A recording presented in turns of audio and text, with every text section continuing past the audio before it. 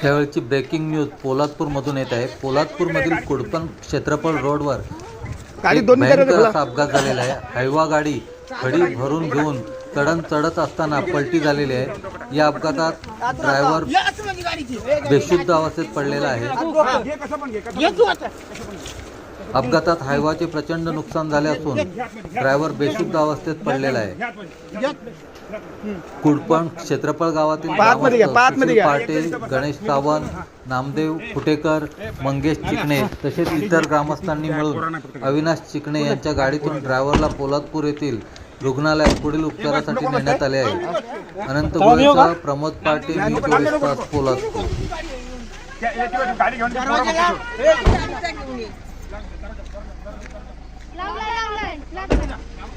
जाऊ द्या काचा लावा, तुम्ही काचा लावा, काचा लावा, ते जाऊ द्या काचा मी काय नाही।